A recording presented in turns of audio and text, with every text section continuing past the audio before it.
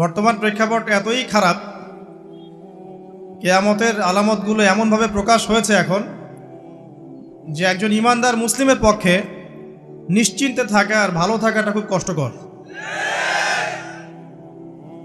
তারপরেও নবী সাল্লাল্লাহু আলাইহি ওয়াসাল্লাম আমাদেরকে দিক নির্দেশনা দিয়েছেন যে যখন ফিতনার যুগ আসবে, ফিতনার যুগ বলতে চতুর্দিক থেকে ফিতনার ফাসাদ।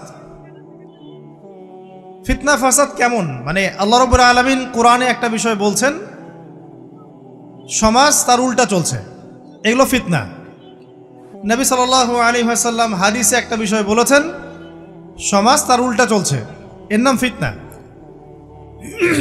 পরিবারে ফিতনা, ধর্মের মধ্যে ফিতনা, সমাজে ফিতনা, অর্থনীতিতে ফিতনা, এখন সংস্কৃতির মধ্যেও ফিতনা।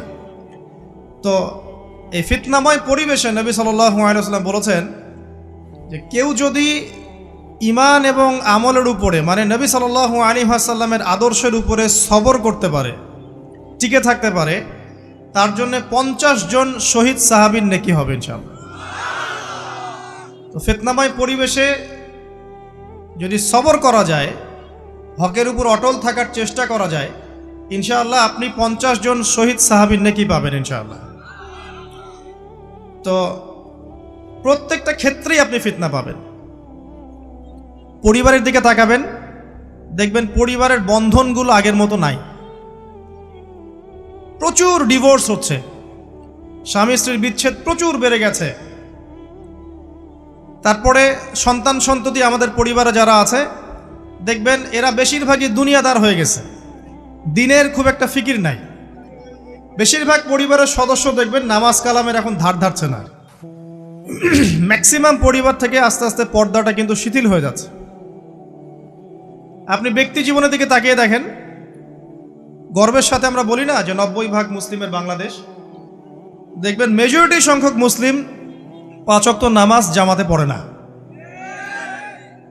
বেশিরভাগ মুসলিম দেখবেন আল কোরআন বিশুদ্ধ করে তেলাওয়াতও করতে পারে না। তো এরপরেও আমরা দাবি করি যে আমরা প্রকৃত মুসলিম, জান্নাত আমাদের জন্য অপেক্ষা করছে। আসলে বাস্তবতা এমন নয়। যারা কোরআন আমরা টুকটাক পড়তে জানি, তাদের মধ্যে কত পার্সেন্ট কোরআনের অর্থ বোঝে? এই আল্লাহ পাকের কিতাব আমার হাতে আছে, এই কিতাবের অর্থ কতজন বোঝে, এটা একটা চ্যালেঞ্জ। যারা কোরআন পড়তে জানি আমরা, তাদের প্রতি চ্যালেঞ্জ, দেখেন তাদের মধ্যে কত পার্সেন্ট মানুষ কোরআনের অর্থ বলতে পারবে। আর অর্থটা যে জানা জরুরি, এই বিষয়টাও আমরা এখন জনগণকে বোঝাতে ব্যর্থ হচ্ছি। কোরআনের অর্থটা যে বোঝাটা জরুরি, এটা বোঝাতেও ব্যর্থ হচ্ছি। কারণ আমরা সবাই প্রত্যেক হরফে 10 নেকি পেতে চাই। কোরআন তেলাওয়াত করলে প্রত্যেক হরফে 10 নেকি হবে, এই তো। তো এই কনসেপ্ট যখন আমার মাথায় ঢুকে গেছে, আমি ওখানে নিজেকে থামিয়ে দিয়েছি। অর্থ বুঝে গবেষণা করলে এবং কোরআন কেন্দ্রিক জীবন ব্যবস্থা গড়লে যে আরও বেশি নেকি হয়, এটা আমার মাথায় নাই। প্রত্যেক হরফে 10 নেকি তো আপনি পাবেন তেলাওয়াত করলে, কিন্তু অর্থ বুঝে এর ভিতরে ঢুকলে, গবেষণা করলে এর মূল স্বাদটা পাওয়া যায়, এটা আমরা বুঝতে পারছি না। দেখবেন বেশিরভাগ মানুষ কোরআনের অর্থটা জানে না। আবার আমরা যারা টুকটাক ভাঙাচুরো অর্থ জানি, তারা আবার দেখবেন কোরআনের সমস্ত আদেশ মেনে চলতে পারছি না এবং কোরআনের সমস্ত নিষেধও বর্জন করতে পারছি না। সমস্যা কিন্তু এখানেও থেকে গেছে। আবার কোরআনের ব্যাখ্যায় আছে হাদিস। তো এই হাদিসকে কেন্দ্র করে কোনো বিভ্রান্তির সুযোগ ছিল না, কিন্তু এখানেও আমরা বিভিন্ন জাল এবং বানোয়াট হাদিসের উপর আমলও শুরু করেছি। হাদিসের নামে এমন অনেক কিছুই চলছে সমাজে, যেগুলোর সাথে হাদিসের কোনো সম্পর্ক নাই।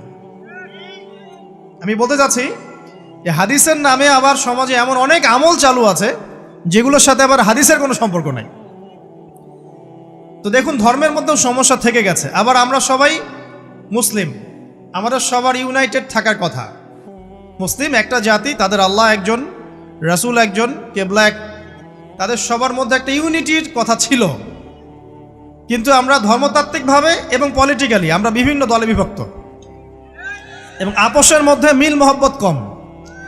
বাইরে হয়তো আমরা বলি যে আমি একজন ধর্মতাত্ত্বিক দলের সদস্য, সে আরেকটা ধর্মতাত্ত্বিক সংগঠনের সদস্য, সে আরেকটা মানহাজ ফলো করে, সে আরেক জামায়াতের, সে আরেক তরিকার ইত্যাদি। আমরা সবাই এক, যদি আমরা বাইরেই কথাটা বলি, কিন্তু অন্তর থেকে কিন্তু আমাদের এই বিষয়টা আসছে না। আমরা ভিতর থেকেই ঐক্যবদ্ধ হতে পারতাম, তাহলে উম্মার আজকে এই অবস্থা হতো না। তো দেখুন, ধর্মকেন্দ্রিক অনেক প্রবলেম থেকে গেছে এখনো। আবার আল্লাহ রাসূল সাল্লাল্লাহু আলাইহি ওয়াসাল্লাম হাদিসের মধ্যে এবং আল্লাহ পাক কোরআনের মধ্যে ধর্ম নিয়ে বাড়াবাড়ি করতে নিষেধ করেছে। ধর্ম নিয়ে বাড়াবাড়ি করো না, তোমরা নিজেদের ধর্ম পালন করো।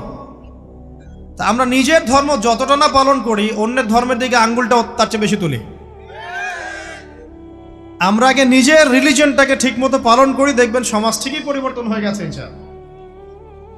তো আমি একটা ধর্ম পালন করি বলে অন্য ধর্মের মানুষের প্রতি বিদ্বেষ পোষণ করতে হবে বা তাদের উপর ঘৃণার মনোভাব প্রকাশ করতে হবে, এটা আল্লাহ পাক শেখান নাই, তার রাসূল শেখান নাই। আল্লাহ এবং তার রাসূল কি শিখিয়েছেন?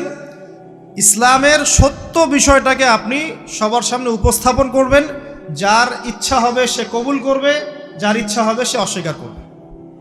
যার যার কবরে শেষে যাবে, যার যার হিসেব শেষে দিবে। চাপিয়ে দেওয়ার সিস্টেমটা ইসলামের মধ্যে নাই। এখন আসেন, পরিবারের আপনাকে ফিতনা কিছু বললাম, অর্থনীতির জীবনে যাবেন, ব্যবসা বাণিজ্যের মধ্যে যান, দেখেন বেশিরভাগ কালোবাজারি করছে, সিন্ডিকেট করছে, মজুদদার মাপে কম দিচ্ছে, জনগণকে ঠকাচ্ছে, করছে না? এগুলো পলিটিক্যাল ফিতনা, এগুলো ইকোনমিক্যাল ফিতনা। তারপরে আপনি আরও দেখবেন ইকোনমিক সেক্টরে রিবা ভর্তি, সুদ। রিবা মানে কি? সুদ, রিবা দিয়ে ভর্তি। ঘুষ ছাড়া কাজ হচ্ছে না, ঠিক আছে? অন্যের সম্পদ আত্মসাৎ না করলে আমাদের পেটের ভাত হজম হচ্ছে না। তো এই যে দুর্নীতি বলেন, ঘুষ বলেন, রিবা বা সুদ বলেন, হ্যাঁ, তারপরে কালো বাজারি বলেন, কালো টাকা সাদা করার টেন্ডেন্সি বলেন, পাচার বলেন, সবগুলো অর্থনৈতিক ফিতনা। এগুলো হচ্ছে কি? অর্থনৈতিক ফিতনা। এবার দুজন ফেরেশতা মাথার দিক থেকে আসতে চাইবেন, সলাৎ বলবে এখান দিয়ে আসা যাবে না, এদিক দিয়ে আসা যাবে না। ডান দিক দিয়ে আসতে চাইবেন, এদিক দিয়ে আসা যাবে না। বাম দিক দিয়ে আসতে চাইবেন, যাকাত বলবে এদিক দিয়ে আসা যাবে না। পায়ের দিক দিয়ে আসতে চাইবেন, আমলগুলো বলবে এদিক দিয়ে আসা যাবে না। তখন যাই হোক, তারা আসবেন। এটা কথা কি? এটা কথাটা হচ্ছে যে সলাতের গুরুত্ব, মানে সে সলাত আদায় করেছে, সে আমার হক আদায় করেছে, আমি তার পক্ষে আছি, এটা পক্ষে বোঝাচ্ছে। রোজা বলবে আমি ওর পক্ষে আছি, তাকে আপনি কোনো শাস্তি দিবেন না, আমি তার পক্ষে আছি। আপনারা দুজন তাকে শাস্তি দিবেন না, আমি যাকাত তার পক্ষে আছি, এটা পক্ষে থাকার কথা। তারপরেও তারা আসবেন, চোখগুলো হবে নীল এবং কালো বর্ণ, নীলাপ চোখের কালো। মুনকার নাকি? উঠে বসিয়ে দেওয়া হবে। এবার তিনটা প্রশ্ন। প্রথমে প্রশ্ন হচ্ছে কি?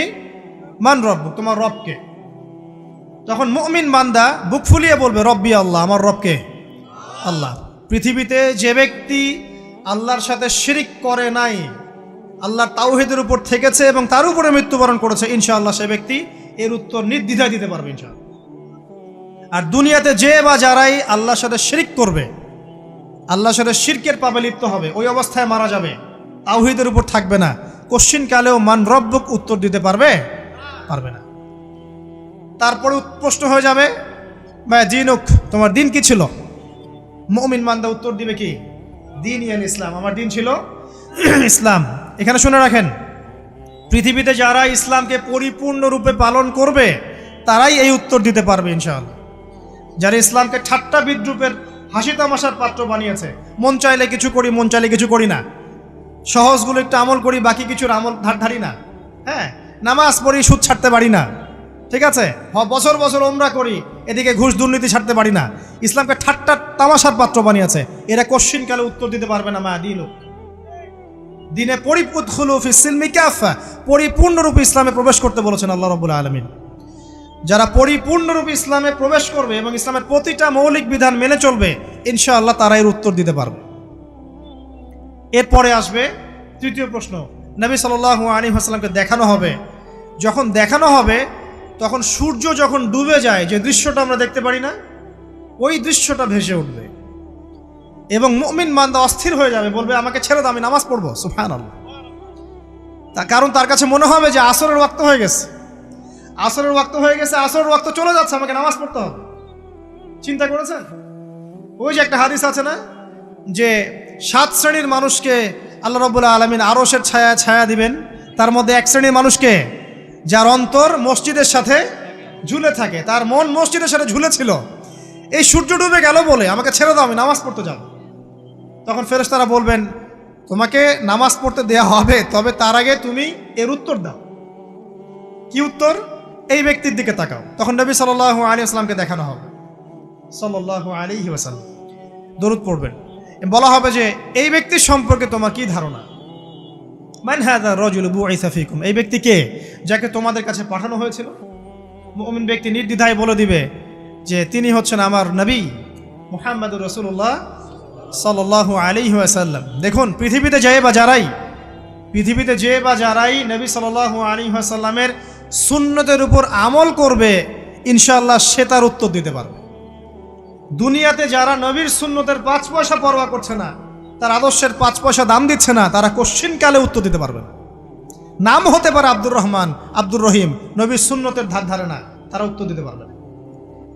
নবীর সুন্নতের গুরুত্ব কত গভীর, এটা আমাদেরকে এখান থেকে বুঝতে হবে। তাই প্রিয় যুবক ভাইরা, মুসলিম ভাইরা, আমাদের জীবনটাকে নবীর আদর্শ এবং সুন্নতে ঢেলে সাজাতে হবে। সকাল থেকে সন্ধ্যা পর্যন্ত প্রতিটা কাজ করব কার তরিকায়? রাসূলের তরিকায়। নামাজ পড়ব তার তরিকায়, রোজা, সিয়াম, হজ, জাকাত, আমল, মুআমালাত, আখলাক সব কার তরিকায়? নবী সাল্লাল্লাহু আলাইহি ওয়াসাল্লামের তরিকা অনুযায়ী ইনশাআল্লাহ। আল্লাহ পাক তৌফিক এনায়েত করুন, আমিন। এবার ফেরেশতা দুজন জিজ্ঞাসা করবেন অবাক হয়ে যে তুমি কিভাবে এটা জানলে? তুমি কিভাবে এই 3টা প্রশ্নের উত্তর দিতে পারলে? কারণ বেশিরভাগ মানুষ তো উত্তর দিতে পারবে না, বেশিরভাগ মানুষই এই উত্তর দিতে পারবে না। কারণ কিয়ামতের মাঠে 1999 জন মানুষ জাহান্নামে যাবে, নাউজুবিল্লাহ। তো এটা কঠিন পরীক্ষা। আল্লাহ রাসূল সাল্লাল্লাহু আলাইহি ওয়াসাল্লাম বলেছেন যে নিশ্চয়ই তোমাদেরকে এখানে পরীক্ষায় ফেলা হবে, আর তোমরা যদি এই পরীক্ষা জেনে তোমাদের মৃতদেরকে দাফন করা থেকে বিরত না থাকতে, তাহলে আমি তোমাদেরকে শুনিয়ে দিতাম কবরে কেমন পরীক্ষা হয়। মানে যদি আমরা শুনতে পারতাম যে কবরে কেমন পরীক্ষা হয়, আমরা ভয়ে আমাদের মৃতদেরকে দাফন পর্যন্ত করতাম না। এটা নবীজি বলছেন সাল্লাল্লাহু আলাইহি ওয়াসাল্লাম। তাকে জিজ্ঞাসা করা হবে যে তুমি কিভাবে জানলে এটা? বেশিরভাগ মানুষ তো পারে না উত্তর দিতে। তখন সেই ব্যক্তি বলে বসবে, সেই ব্যক্তি বলবে যে করাতু কিতাব আল্লাহ, আমি আল্লাহর কিতাব এই কোরআন পড়েছি। মুমিন বলবে আমি আল্লাহর কোরআন পড়েছি, ফাআমানতু বিহি, আমি এর উপর ঈমান এনেছিলাম, ওয়া সাদ্দাকতু, এবং সত্যায়ন করেছিলাম। সুবহানাল্লাহ। অতএব দুনিয়াতে যারা দ্বীনের জ্ঞান অর্জন করছে না, কোরআন পড়ছে না, হাদিস পড়ছে না, পড়াশোনার চেষ্টা করছে না, জানার চেষ্টা করছে না, কবরে পাওয়া ডিফিকাল্ট আছে। এটা একটা অন্যতম প্রশ্ন। আমরা কিন্তু মনে করি 3টা প্রশ্ন হচ্ছে, আসলে প্রশ্ন হচ্ছে কয়টা? 4টা। 3টার পরে আরও একটা এক্সট্রা। কিভাবে জানলে? তখন উত্তর দিচ্ছে আমি আল্লাহর কিতাব পড়েছি, ঈমান এনেছি, সত্যায়ন করেছি। সুবহানাল্লাহ। নবী সাল্লাল্লাহু আলাইহি ওয়াসাল্লাম হাদিসের পরের অংশে বলছেন যে যখন কাফের বান্দাকে উঠানো হবে, তখন ডানেও কিছু নাই, বামেও কিছু নাই, সামনে পিছনে কিচ্ছু নাই। মাথার দিক থেকে ফেরেশতারা চলে আসবেন, উঠিয়ে বসানো হবে, প্রশ্ন করা হবে কে তোমার রব? একটাই উত্তর, লা আদরি, আমি জানি না। নাউজুবিল্লাহ। কি তোমার দিন? লা আদরি, আমি জানি না। এই যে আল্লাহর তো খবর নাই, আল্লাহ পাকের বিধান মেনে চলার কোনো খবরই নাই, পরোয়াই নাই। সে জানবে কিভাবে ইসলাম কি জিনিস? সে জানবে কিভাবে আল্লাহ কি জিনিস? ও তো আল্লাহকে চিনেই না। দিব্যি বলে বেড়াচ্ছে মহাবিশ্ব সৃষ্টি হয়েছে বিগ ব্যাং থেকে, আল্লাহ বলে কেউ নাই। মানুষ সৃষ্টি হয়েছে বান্দর থেকে, নাউজুবিল্লাহ। মানুষ তো আল্লাহকে চিনছে না। এখনো মানুষ মনে করছে যে আল্লাহ বলতে কেউ নাই। এবং এই মুক্ত চিন্তার নামে, বাক স্বাধীনতার নামে নাস্তিকতার যে চর্চাটা বেড়েছে বাংলায়, এটা আশঙ্কাজনক। বড় বড় বিশ্ববিদ্যালয় থেকে পড়ে আসছে, অনেক সময় দেখলাম বড় বিশ্ববিদ্যালয়ের প্রফেসর, সে বলছে যে মহাবিশ্ব বিগ ব্যাং দিয়ে সৃষ্টি হয়েছে, সৃষ্টিকর্তা নাই এখানে। তো মুসলিম বিজ্ঞানীর একটা কথা বলতেন যে মানুষ বিজ্ঞান সম্পর্কে অল্প জানলে নাস্তিক হয়ে যায়, আর অনেক গভীর জ্ঞান অর্জন করলে আল্লাহর কাছে আত্মসমর্পণ করে। খেয়াল করে দেখবেন ডক্টর, ইঞ্জিনিয়ার যারা বড় বড় লেভেলে চলে গেছেন, অনেক সিনিয়র, তারা কিন্তু বেশিরভাগ নামাজি দেখবেন, নামাজ পড়ে, দান সৎকার করে, সমাজ কল্যাণমূলক কাজ করে। তারা কিন্তু রোগীর সেবা করতে গেলেও বলে যে নামাজ পড়িয়েন, রোজা রাখিয়েন, তারা কিন্তু বলে। অনেক ডক্টর আমি দেখেছি এমন, যারা যত বেশি গবেষণা করে তারা তত বেশি আস্তিক হয়ে যায়। আর টুটাফাটা গবেষণা করলে নাস্তিক হয়ে যাবেন। কত প্রশ্ন, ইসলামের এটা কেন, ওইটা কেন, ইসলামে বহুবিবাহ কেন, হ্যাঁ, ইসলামে কি পর্দার বিধান কেন, তারপর ইসলামে এত রেস্ট্রিকশনস, এত বাইন্ডিংস কেন, হ্যাঁ, স্বাধীনতা নাই কেন, কত প্রশ্ন। ইসলামের এগেনস্টে কত তীর এখন ছোড়া হচ্ছে। তো এই ব্যক্তি কেমন করে উত্তর দিবে যে মাহাদিনুক, তোমার দিন কি? আল্লাহর দিকে কত প্রশ্ন ছোড়া হচ্ছে, কত শিরকের পাপ আমরা করছি, অনেক সময় মুসলিম হয়েও শিরকের পাপ করছি। কিভাবে উত্তর দিবে মান রব্ব? 3 নাম্বার প্রশ্ন যখন করা হবে, এই ব্যক্তিকে দেখো দেখি, সে বলবে যে আমি জানি না এই ব্যক্তিকে, তবে শুনেছিলাম, মানুষের মুখে শুনেছিলাম, মানুষ যা বলতো আমি তাই বলতাম। মানে সে রাসূল সাল্লাল্লাহু আলাইহি ওয়াসাল্লামের নাম শুনেছিল হয়তোবা, কিন্তু তার সুন্নত বা আদর্শ কখনো মেনে চলে নাই, পারল না। এবার জান্নাতি ব্যক্তি হলে কি হতো? ওই যে সূর্য ডুবছিল যেখানে, তার দৃষ্টির সীমা পর্যন্ত কবরকে প্রশস্ত করে দেওয়া হতো, এবং জান্নাতের একটা দরজা তার কবরে খুলে দেওয়া হতো। এটা কিভাবে করা হবে সেটা আল্লাহ পাক জানেন, এটার ব্যাখ্যা করার জ্ঞান আল্লাহ আমাদেরকে দেন নাই। যেই মানুষের ক্ষুদ্র জ্ঞানে মানুষ ব্যাকটেরিয়া ভাইরাস নিয়ে গবেষণা করতে হিমশিম খেয়ে যায়, সে মহাবিশ্বের স্রষ্টা নিয়ে কিভাবে গবেষণা করবে? আল্লাহ পাকের অসীম জ্ঞানের সামনে আমার জ্ঞান কি? খুবই ক্ষুদ্র। একটা হাদিসে এসেছে বুখারী শরীফের মধ্যে, যে একটা মহাসমুদ্রের মধ্যে যদি একটা পাখি 1 ফোঁটা পানি উঠিয়ে নিয়ে যায়, ওই 1 ফোঁটা পানি হচ্ছে মহাবিশ্বের জ্ঞান, আর বাকি পুরো মহাসাগর হচ্ছে আল্লাহ পাকের জ্ঞান। তো আমরা এই ক্ষুদ্র জ্ঞানের মানুষ হয়ে আল্লাহর জ্ঞানকে কেমন করে পেনিট্রেট করতে পারি? তো আল্লাহ পাক জান্নাতের দরজাগুলো খুলে দিবেন, একটা দরজা খুলে দিবেন, সেখান থেকে বাতাস আসবে, জান্নাতের নাজ নেয়ামত উপভোগ করতে থাকবে, এবং তার রূহটাকে সবুজ রঙের পাখির আকৃতিতে জান্নাতে রেখে দেওয়া হবে। ইল্লিন মানে ওখানে জান্নাতের নিয়ামত সে পাবে। এটাকে বলা হয় দারুল বারজাখ বা বারজাখের জীবন। জীবন অনেকগুলো, একটা ছিল রুহের জগৎ। রুহের জগতে আমরা সবাই ছিলাম। শোনেন, রুহের জগতে যার সাথে যার বন্ধুত্ব ভালোবাসা গভীর ছিল, দুনিয়াতে তার সাথে তার ভালোবাসা বেশি। এটা হয়তো জানেন না, জানতেন হাদিসটা? রুহের জগতে যদি কখনো আপনার সাথে আমার দেখা হয়ে থাকে, দুনিয়াতে আপনার সাথে আমার দেখা হবে ইনশাআল্লাহ। রুহের জগতে যদি আপনার আমার মধ্যে ঘনিষ্ঠ ভালোবাসা থেকে থাকে, এখানেও ভালোবাসা হয়ে যাবে ইনশাআল্লাহ। এটা বলে আমি আবার তোমাদের বয়ফ্রেন্ড গার্লফ্রেন্ড ভালোবাসা বুঝাই নাই, ওই ভালোবাসার কথা বলি নাই। আবার রুহের জগতে বিদ্বেষ, এখানেও দেখবেন বিদ্বেষ। ওটা একটা জগৎ ছিল যেখানে আল্লাহ পাক সমস্ত আদম সন্তানকে সৃষ্টি করে তাদের রুহটাকে রেখেছিলেন এবং ওয়াদা নিয়েছেন। কি ওয়াদা? আল্লাহ পাক বলেছিলেন আলাস্তু বিরব্বিকুম, সূরা আরাফের 182 নম্বর আয়াত পড়ে দেখবেন, 182 নম্বর আয়াত। আল্লাহ পাক বলেছিলেন যে আমি ওয়াদা নিয়েছিলাম, আলাস্তু বিরব্বিকুম, আমি কি তোমাদের রব নই? আমরা সবাই বলেছিলাম বেলা ইয়া রব্বি, অবশ্যই আপনি আমাদের রব। দুনিয়াতে এসে আমরা ভুলে গেছি। এই ভুলে যাওয়াটা মনে করায় দেওয়ার জন্যই আল্লাহ পাক আসমানে কিতাব নাজিল করেন, নবী রাসূল পাঠান, আমাদের কান পর্যন্ত ইসলামের দাওয়াত পৌঁছে দেন, যাতে আমরা মনে করতে পারি। এবার আসেন রুহের জগতের পর আসলাম এই যে দুনিয়ার জগৎ, দারুদ দুনিয়া। দুনিয়ার মধ্যে আছি হয়তো 50, 60, 70, 100 বছর হাইয়েস্ট। এরপর যাবে দারুল বারজাখ, বারজাখের জগৎ। পাপী ব্যক্তি হলে জাহান্নামের দরজা খুলে দেওয়া হবে, আর জাহান্নামের সে আযাব ভোগ করতে থাকবে, এবং পুণ্যবান ব্যক্তি হলে জান্নাতের দরজা খুলে দেওয়া হবে, এবং এর নাজ নেয়ামত সে ভোগ করতে থাকবে। তখন তাকে বলা হবে এটা জান্নাতের সেই জায়গা যেখানে তুমি থাকবে। এটা দেখার সাথে সাথে, শোনার সাথে সাথে তার যে খুশি উৎফুল্লতা আরও অনেক বেড়ে যাবে। এবং সে কি করবে জানেন? সে পৃথিবীতে ফিরে আসতে চাইবে। সে বলবে আমাকে আমার পরিবারবর্গকে জানাতে দেন, আমাকে আমার পরিবারবর্গকে জানাতে দেন যে আমি ভালো আছি। তখন ফেরেশতারা তাকে বলবেন যে এটা সম্ভব না, তোমার এবং তাদের মাঝে দারুল বারজাখ আছে, তুমি এটা ভেদ করে যেতে পারবে না। তখন তার আত্মাটাকে ইল্লিনে দেওয়া হবে, একটা সবুজ পাখির আকৃতিতে জান্নাতে ঘুরে বেড়াবে ইনশাআল্লাহ। আর যদি জাহান্নামী হয়, তাহলে যে বললাম দরজা খুলে যাবে জাহান্নামের, মর্মান্তিক আযাব তার দিকে আসতে থাকবে, কবর সংকুচিত হয়ে আসবে এমনভাবে যাতে তার বাম পাজর ডান পাজরের ভিতরে এইভাবে ঢুকে যাবে, নাউযুবিল্লাহ। এবং এই আযাব চলতে থাকবে ইলা ইয়াউমি ইউবআসুন, পুনরুত্থানের দিন পর্যন্ত।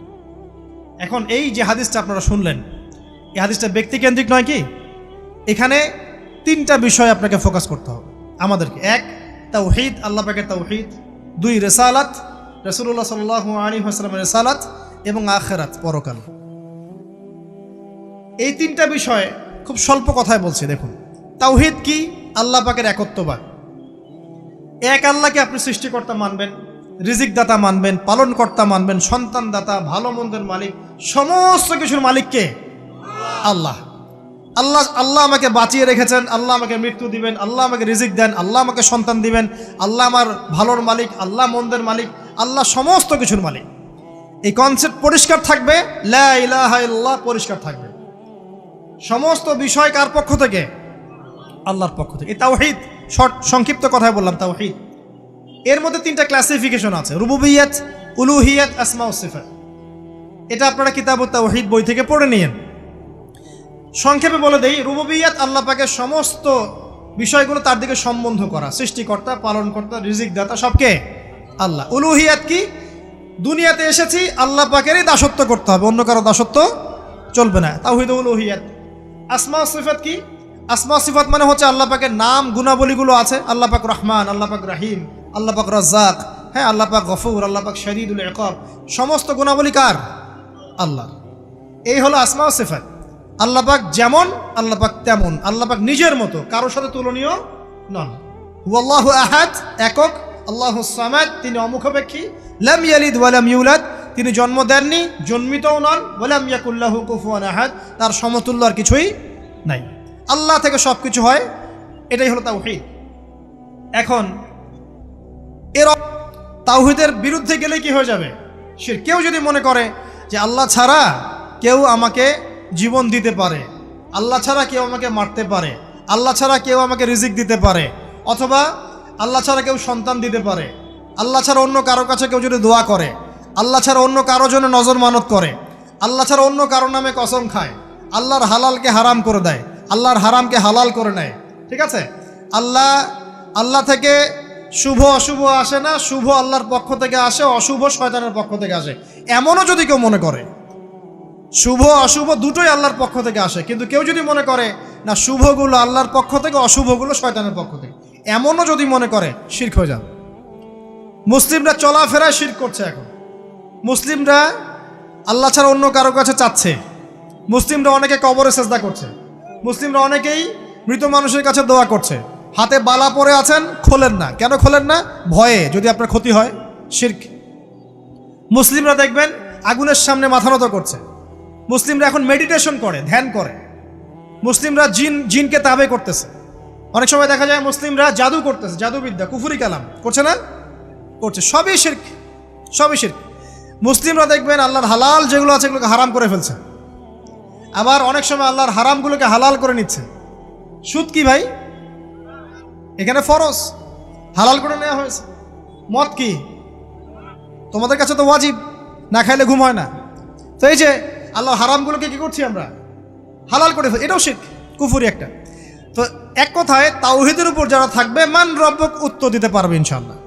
যারা শিরক করে ফেলবে ওই অবস্থায় মারা যাবে, মান রব্বক উত্তর দিতে পারবে না। আমার কথা কি বোঝা যাচ্ছে? আমি সহজ করার চেষ্টা করছি, কিন্তু হয়তো পারছি না, এটা আমার ব্যর্থতা। এক কথায় যদি আমরা কবরের প্রথম প্রশ্নের উত্তর দিতে চাই, তাহলে আমাদেরকে অবশ্যই তাওহীদের উপর থাকতে হবে, শিরকে যাওয়া যাবে না। প্রিয় ভাইরা, শিরকের পাপ থেকে আজকে তওবা করে ফেলবেন।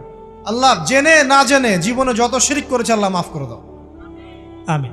এবং আগামী দিনগুলোতে শিরকের পাপে লিপ্ত হয় না। প্রিয় ভাইরা, যদি আপনার আমল নামায় আসমান জমিন সমানও পাপ থাকে, শিরকের পাপটুকু না থাকে, আল্লাহ পাক আপনার পুরো পাপ মাফ করতে পারবেন ইনশাআল্লাহ। আল্লাহ পাক বলেছেন, মেরাজের রাতে নবী সাল্লাল্লাহু আলাইহি ওয়াসাল্লামকে আরশে আজিমের কাছে উঠিয়ে নিয়ে আল্লাহ পাক 3টা ওহী করেছেন। কয়টা ওহী? একটা ছিল 5 ওয়াক্ত নামাজ, ঠিক আছে? 2 নাম্বার হচ্ছে সূরা বাকারার শেষের 3টা আয়াত। 3 নাম্বার একটা ওয়াদা, একটা প্রতিশ্রুতি। সেটা কি? হে মুহাম্মদ সাল্লাল্লাহু আলাইহি ওয়াসাল্লাম, তোমার উম্মতের মধ্যে কেউ যদি আসমান জমিন সমান পাপ নিয়ে আমার সামনে হাজির হয় কিন্তু আমার সাথে কাউকে শরিক না করে, শিরক না করে, তাহলে আমি আল্লাহ তার সামনে আসমান জমিন সমান ক্ষমা নিয়ে হাজির হব, মানে মাফ করে দেওয়া হবে ইনশাআল্লাহ। অতএব শিরকের পাপে যায় না, ইনশাআল্লাহ জান্নাতে যাওয়া যাবে। যে ব্যক্তি মন থেকে একবার লা ইলাহা ইল্লাল্লাহ পড়েছে, সমস্ত বিষয় আল্লাহর দিকে সুপর্দ করে, তার অন্যান্য অনেক পাপ থাকতে পারে, আল্লাহ পাক চাইলে সব পাপ মাফ করতে পারেন। অতএব মান রব্বকে উত্তর দিতে চাইলে শিরকের পাপে যাওয়া যাবে যাবে না। আধুনিক শিরকের মধ্যে সবচেয়ে ভয়ঙ্করটা হচ্ছে এটা যে আমরা আল্লাহর হালালকে হারাম করে নিচ্ছি, হারামকে আবার হালাল করে ফেলছি। এখানে যায় না। সব কিছু আল্লাহ থেকে আসে, দোয়া আল্লাহর জন্য করবেন, নামাজ আল্লাহর জন্যে, সব কিছু ইবাদত আল্লাহর জন্যে, দ্বীনি ইলম অর্জন আল্লাহর জন্যে। প্রতিটা কাজের করার আগে নিয়াত ফিক্স করবেন, কেন করব, পরকালীন স্বার্থ থাকলে করব, না হলে করব না। কেন তুমি টিকটকে যাবা না, কারণ পরকালীন কোনো স্বার্থ নাই। কেন তুমি ফ্রি মিক্সিং অ্যাফেয়ার্সে যাবা না, কারণ পরকালীন কোনো স্বার্থ নাই। কেন মদ খাবা না, পরকালীন কোনো স্বার্থ নাই। কেন মিউজিকে যাচ্ছ না, কারণ পরকালীন কোনো স্বার্থ নাই। কেন তুমি এই যে সুদ খাবা না, কারণ পরকালীন কোনো স্বার্থ নাই। যে কাজে পরকালীন কোনো স্বার্থ নাই সে কাজে কোনো মুমিন মুসলিম নাই। কেন নামাজ পড়বো, কারণ পরকালীন স্বার্থ আছে। কেন রোজা রাখবো, পরকালীন স্বার্থ আছে। কেন আমি হালাল বিয়ে করব, হারাম জেনায় যাব না, পরকালের স্বার্থ আছে। কেন আমি জাকাত দিব, ব্যবসা করব, সুদ খাবো না, কারণ পরকালের স্বার্থ আছে।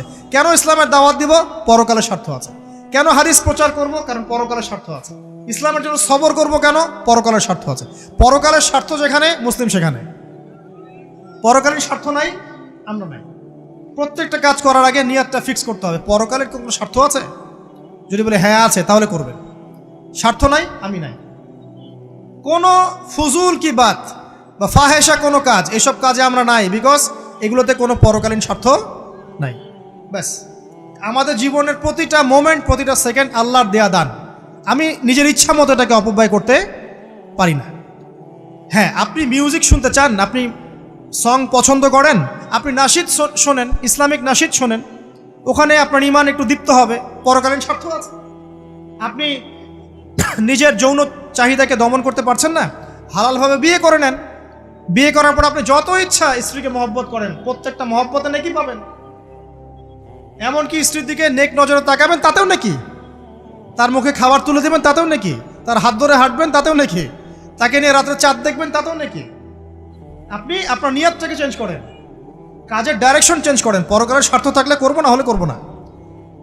আপনি পছন্দ করেন ঘুরে বেড়াতে, আল্লাহর দিনের দায়ী হয়ে ঘুরে বেড়ান না, সমস্যা কি? আল্লাহর জমিন ঘুরে দেখেন, এইসব অবান্তর কাজে লিপ্ত না থেকে আল্লাহ পাকের নিদর্শনগুলো ঘুরে দেখেন, আপনার ইমান বাড়বে ইনশাআল্লাহ। আপনার সংস্কৃতি ভালো লাগে, ইসলামিক সংস্কৃতি মেনে চলেন। আপনি কবিতা লিখতে ভালোবাসেন, ইসলামিক কোনো কবিতা লেখেন। আপনি উপন্যাস পড়তে ভালোবাসেন, ইসলামিক কোনো উপন্যাস পড়েন। আমি বলছি না এগুলোর বাইরে কোনো পড়াশোনা করা যাবে না, এমনটা আমি কিন্তু বলছি না। আমি বলছি আপনি আপনার পুরো কাজটাকে আগে ফিক্স করবেন, পরকালের কোনো স্বার্থ আছে কি নাই। যদি হ্যাঁ দেখা যায় হ্যাঁ পরকালের স্বার্থ ঠিক আছে, অবশ্যই করেন, কোনো সমস্যা নেই। আল্লাহ পাক বোঝার তৌফিক দান করুন। তো দেখুন প্রিয় ভাইরা, শিরকের পাপে যাওয়া যাবে না। এই শিরকের পাপ না থাকলে আমলনামায় ইনশাআল্লাহ আমরা জান্নাতে যাব এবং কবরের উত্তর দিতে পারবো ইনশাআল্লাহ। মান রব্বক, উত্তর পাস ইনশাআল্লাহ। তারপরে কি, মাদিনুক। এক কথায় ইসলামের অনেক বিধিবিধান আছে, নামাজ, কালিমা, সওম, যাকাত, হজ সব আছে। আমর বিল মারুফ, নাহি আনিল মুনকার, পিতামাতার খেদমত, প্রতিবেশীর অধিকার, স্ত্রীর অধিকার, তারপরে সন্তানদের অধিকার, যাকাত, সব কিছুই আছে। এখন যদি ইসলামের কিছু অংশকে মেনে নেন, কিছু অংশকে না মানেন, এটা কিন্তু কুফরি। ইসলামের কিছু অংশকে মানছেন, কিছু অংশকে মানছেন না, এটা কিন্তু কুফরি। ইসলামের পরিপূর্ণ বিধানটাকে যদি মেনে চলেন, ইনশাআল্লাহু আযজা ওয়া জাল আপনি মাদিনুক উত্তর দিতে পারবেন। আপনি আমল করতে পারেন না পারেন, মনে করেন আপনি আমল করতে পারছেন না, কিন্তু আপনি আকীদা পোষণ করছেন যে হ্যাঁ ইসলামে যা আছে আমি সব কিছু মেনে চলি, কিন্তু হয়তো আমল করতে গিয়ে আমি পারছি না।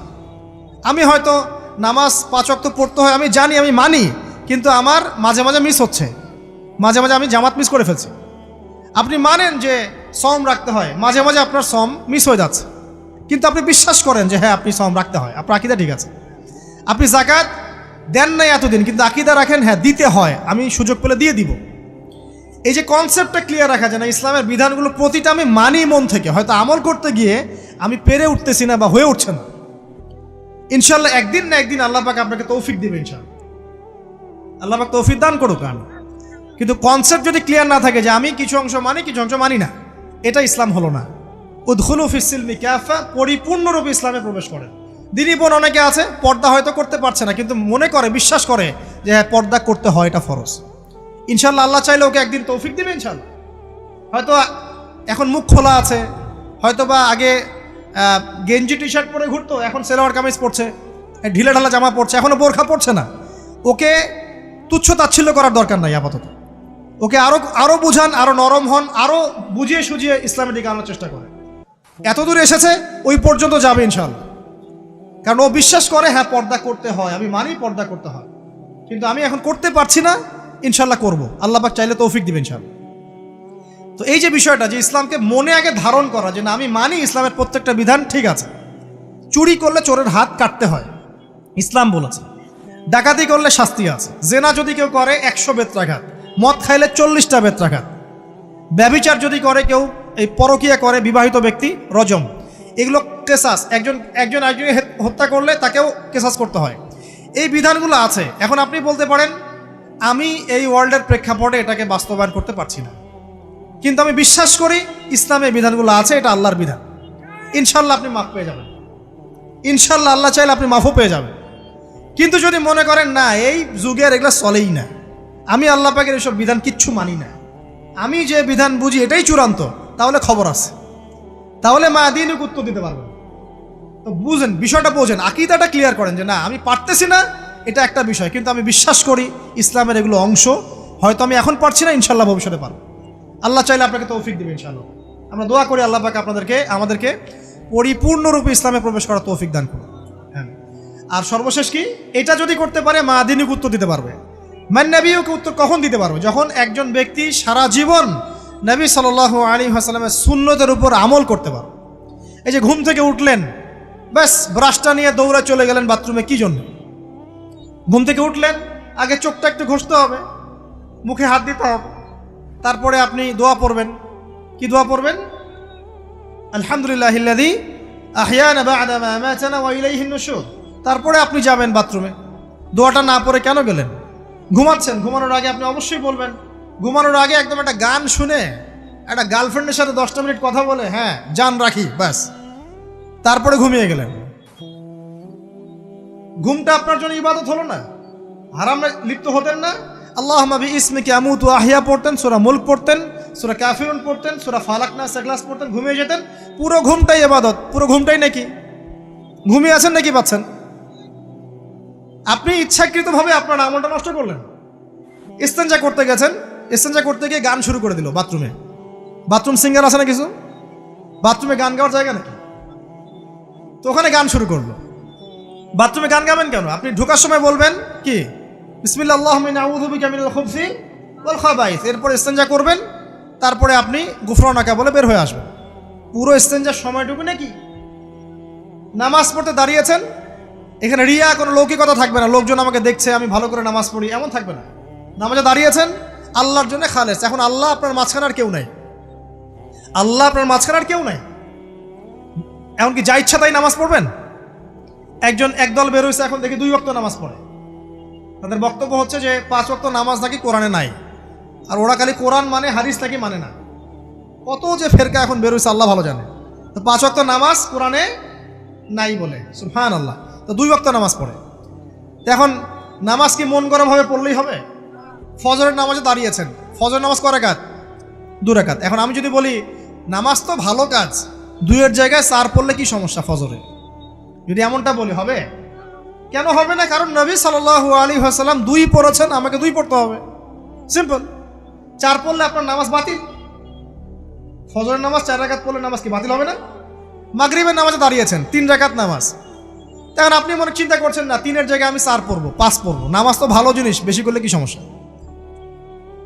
সবকিছু বেশি করতে হয় না। রাসূলুল্লাহ সাল্লাল্লাহু আলাইহি ওয়াসাল্লাম যা দিয়েছেন তাই করতে হয়, এর নাম সুন্নত। বাইরে গেলে হবে কি? বেদাত।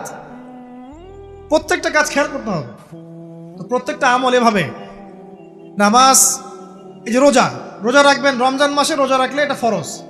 আর আপনি চিন্তা করেন রোজা তো ভালো জিনিস, আমি রমজানেও রাখবো, শাবান পুরো 2 মাসে রাখবো, হবে? দেখেন নফল বিষয়টা আলাদা, আমি ফরজের কথা বলছি। কেউ যদি মনে করে ফরজ রোজা আমি 2 মাসে রাখবো, রমজানও রাখবো, শাবানেও রাখবো, রোজা ভালো জিনিস করলে কি সমস্যা হবে? হবে না। এভাবেই হজ করতে হয় ওইখানে আরাফার মাঠে। আপনি মনে করেন কুড়িগ্রামে হজের একটা জায়গা বানাইলাম আমরা, মনে করেন কথার কথা, এমনও কিন্তু জায়গা আছে মানুষ অন্য জায়গায় হজ করে, কিন্তু আপনি ভাবছেন এমনি এমনি বলছি। এমন অনেক ফেরকা আছে মুসলিমদের মধ্যে, মুসলিম নামধারী, এগুলো মুসলিম না, হজেরও জায়গা বানাইছে আলাদা, ওখানে হজ করে, ওখানে তাওয়াফ করে। এখন হজ যেখানে করতে হবে ওখানে না করে যদি এখানে করি, হবে? হবে না। জাকাত দেওয়ার একটা লিমিট আছে, এইটুক দিতে হবে। আপনি এখন কম দিলেন, হবে? আবার দিলেন না আমি একদম বেশি দিয়ে ফাটায় ফেলাবো একেবারে, সেখানে হবে? তো এই জিনিসগুলো খেয়াল রাখতে হবে যে আমাদের এক কথায় নবী সাল্লাল্লাহু আলাইহি ওয়াসাল্লামের সুন্নাহটা মেনে চলা, আমলের ক্ষেত্রেও একইভাবে আপনার অর্থনৈতিক জীবনেও। নামাজ রোজা হজ জাকাত আপনার পারফেক্ট। এবার আপনি এসেছেন অর্থনীতির ক্ষেত্রে, এসে মাশাআল্লাহ দাড়ি টুপি জুব্বা নিয়ে মাপে কম দিচ্ছেন, চলবে? দাড়ি টুপি জুব্বা আছে, মানুষকে ঠকাচ্ছেন, মজুত করছেন, সিন্ডিকেট করছেন, অনেক সময় সরকারকে বিব্রত করে ফেলছেন, মাল মজুত করছেন, দাম বেড়ে যাচ্ছে, বিব্রত হচ্ছে সরকার, হবে? দাড়ি টুপি পাগড়ি জুব্বা পরে, ভিতরটা আগে। ইমান ভিতরে না থাকলে দাড়ি টুপিতে লাভ আছে? তাকওয়া ভিতরে না থাকলে আমার দাড়ি টুপিতে লাভ আছে? মুহসিন হতে হবে। সো ইকোনমিক সেকশনে গিয়েও নবীর আদর্শ ভুলে যাওয়া যাবে না, সেখানেও তার আদর্শ মেনে চলতে হবে। এভাবেই সমাজ জীবন পরিবার সর্বক্ষেত্রেই নবীর সুন্নাহ মেনে চললে পরে ওই ব্যক্তিকে উত্তর দেওয়া যাবে ইনশাআল্লাহ, তিনি আমাদের নবী মুহাম্মদ রাসূলুল্লাহ সাল্লাল্লাহু আলাইহি ওয়াসাল্লাম। সর্বশেষ গিয়ে বলা হবে কিভাবে জানলে? তখন উত্তর কি দিবে মুমিন? আমি আল্লাহর কিতাব পড়েছি, ঈমান এনেছি, এরপরে আমি সত্যায়ন করেছি। তার মানে পড়াশোনা করতে হবে না ভাই, আল্লাহর কিতাব পড়তে হবে না? কারা কারা আল্লাহর কিতাব পড়তে জানেন হাত তোলেন। আলহামদুলিল্লাহ। আগামী রমাজান আসার আগেই পুরো কোরআন এক খতম করবেন, পারা যাবে ইনশাআল্লাহ? এবং প্রত্যেক দিন আমাকে ওয়াদা করেন প্রত্যেক দিন 1 পারা করে কোরআন তেলাওয়াত করব, পারবেন ইনশাআল্লাহ? না বলেন পারবো ইনশাআল্লাহ? পারবো ইনশাআল্লাহ। আল্লাহ পাক তৌফিক দান করুন, আমিন।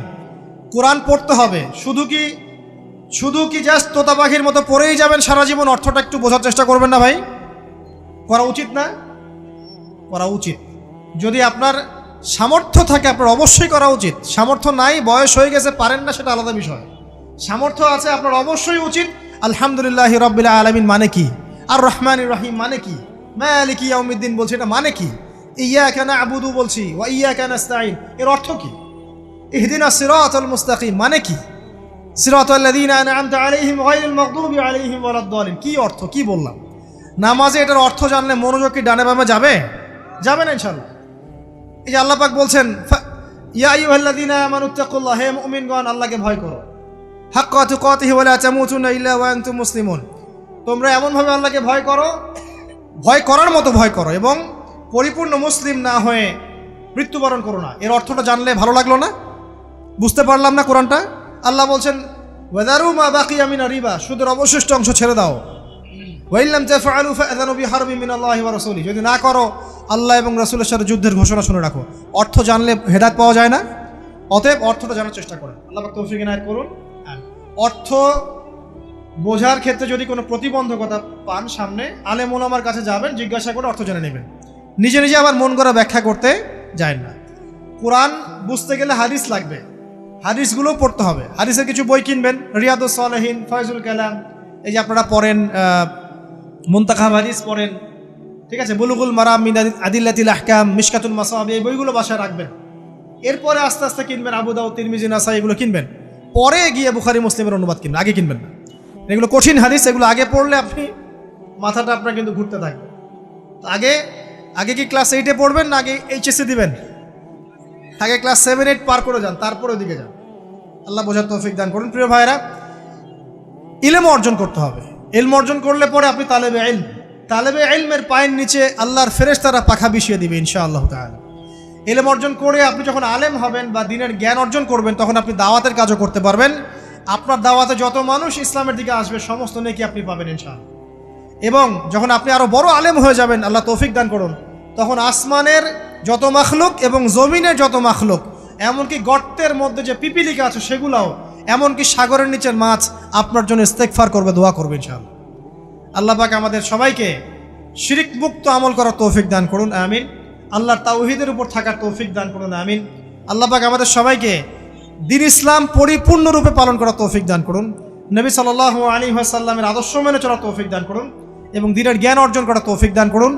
দুনিয়াতে আমরা যতদিন বেঁচে থাকবো ইসলামের উপর যেন বেঁচে থাকতে পারি এবং আমাদের মৌতের পর দারুল বারজাখ বা কবরের এই জিন্দেগি আল্লাহ পাক আমাদেরকে এই ভয়াবহ ফিতনা থেকে, আযাব থেকে হেফাজত করুন, আমিন।